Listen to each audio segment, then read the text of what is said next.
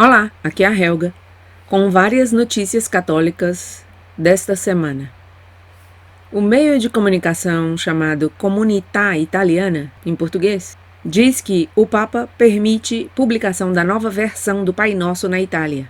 A notícia é do dia 31 de janeiro de 2020 e diz o seguinte: a oração é a mais recitada pelos fiéis da Igreja Católica. Papa autorizou mudanças. A Conferência Episcopal da Itália publicará uma nova versão do Pai Nosso.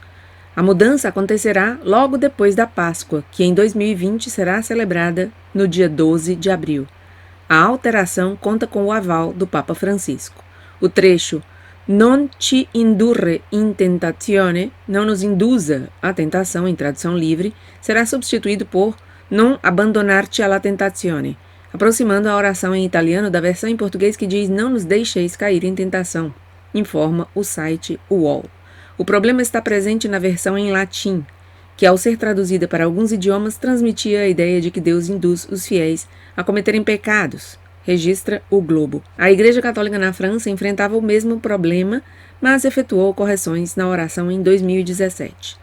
Segundo o arcebispo de Chieti e Vasto, Bruno Forte, o uso litúrgico do novo Pai Nosso começará nas missas do dia 29 de novembro, primeiro domingo do Advento. Do Glória TV, temos esta notícia: Francisco recebeu em segredo Melinda Gates. Há uma aliança ainda mais estreita entre o Vaticano e a Organização das Nações Unidas, escreve no dia 4 de fevereiro Edward Penton no website ncregister.com.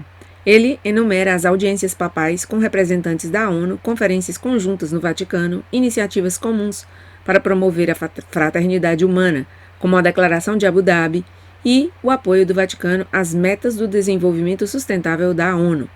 Penton também está inteirado de uma audiência privada, não publicada, que Francisco concedeu em novembro a Melinda Gates, cuja Fundação Gates promove a anticoncepção. Os serviços de ajuda católicos dos Estados Unidos recebem regularmente dinheiro da Fundação Gates. No último ano, $4 milhões, segundo o Glória TV. Mais notícias.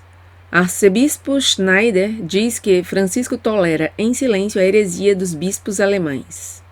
O caminho sinodal alemão pode levar a uma situação na qual os bispos hereges estariam sendo reconhecidos formalmente pelo Papa, escreve no dia 3 de fevereiro Monsenhor Athanasius Schneider, no website cat.net.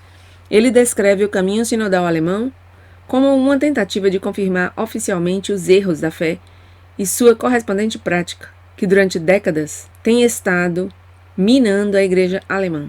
Como exemplos, ele menciona a bênção dos homossexuais, a comunhão para os adúlteros e a ordenação de mulheres. Schneider vê o principal problema na tolerância de Francisco com relação aos bispos alemães, primeiro e antes de tudo ao cardeal Reinhard Marx, que defende doutrinas e práticas heréticas. O arcebispo Schneider pede a Francisco que exija aos participantes do sínodo alemão que professem a fé católica e protejam os fiéis. Schneider qualifica de lobos e pirômanos esses bispos que se adaptam à ditadura dos meios de comunicação e à política. Finalmente, adverte que o sínodo alemão resultará em uma espécie de comunidade anglicana. Ainda o Glória TV, com uma notícia do cardeal Müller. O cardeal Müller assegura que a Assembleia Sinodal da Igreja na Alemanha é um ato suicida e que está revogando a Constituição Divina da Igreja. O cardeal Müller deu sua opinião sobre o que pode ocorrer com a Igreja na Alemanha depois da primeira sessão da Assembleia Sinodal. Qualificou-a como um ato suicida. O prefeito emérito da Congregação para a Doutrina da Fé denunciou que a Assembleia está revogando a Constituição Divina da Igreja. Disse ele, abre aspas, em um ato suicida, a maioria da Assembleia votou a favor de que suas decisões sejam vinculantes, inclusive quando contradizem a doutrina católica. Fecha aspas. Müller comparou essa decisão com a lei que aboliu a Constituição de Weimar. Cardeal Müller voltou a criticar o funcionamento da Assembleia Sinodal Alemã, porque, segundo ele, anula a ordem hierárquica da Igreja, já que os laicos têm mais membros com direito a voto do que os bispos e outros clérigos. Isso privaria os bispos da tarefa sacramental de ensinar, dirigir e santificar. Essa conversão política da Igreja, conclui o cardeal, supõe um distanciamento da missão religiosa. Segundo ele, o princípio que se quer impor é cuius pecunia eius ecclesia. Quem tem o dinheiro, governa a igreja. Em outras palavras, quem paga, manda. Ainda o Glória TV. Francisco remove o arcebispo Genswein. Francisco outorgou uma licença ao prefeito da Casa Pontifícia, o arcebispo Georg Genswein, segundo publica, no dia 5 de fevereiro, o website Die Tagespost.de. A medida é por um tempo indefinido, o que significa para sempre, diz o Glória TV, para que ele dedique mais tempo a Bento XVI. O pretexto para a medida é a saga sobre o livro de Ratzinger Sará sobre o celibato, ainda que não esteja claro que erro poder-se-ia atribuir a Genswein desde a perspectiva de Francisco. No dia 5 de fevereiro, o site de Marco Tossati descreve deste modo o que ocorreu entre Francisco e Genswein. Abre aspas. Dizem que Bergoglio disse a Genswein, não quero mais ver-te. Ao que o prefeito lhe perguntou, mas voltarei? Quando? A isso, o pontífice não respondeu. Quando Genswein perguntou-lhe, mas ainda posso ir ao escritório? O pontífice respondeu, melhor não, porque Monsenhor Sapienza está aí de todos modos. Assim foi como Georg Genswein converteu-se em um desaparecido, diz o Glória TV. Segundo ainda o mesmo Glória TV, hoje são todas notícias do Glória TV. Francisco reuniu-se com sua vítima. Poucos dias depois que agrediu a uma mulher na Praça de São Pedro, Francisco reuniu-se com ela ao final de uma audiência na Sala Paulo VI. Escreve, no dia 4 de fevereiro, o website tvsvitzera.it.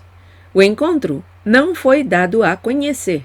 Houve uma troca de poucas palavras com a mulher de origem asiática, cujo nome não foi informado.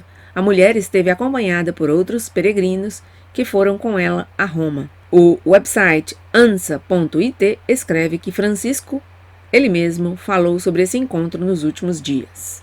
Cardeal Müller, ainda segundo o Glória TV, o caminho sinodal é parecido com a tomada de controle nazista. O caminho sinodal dos bispos alemães é como em 1933, quando os nacionalsocialistas substituíram a Constituição de Weimar com a Lei de Habilitação, disse no dia 3 de fevereiro o cardeal Gerhard Müller no website do LifeSite News.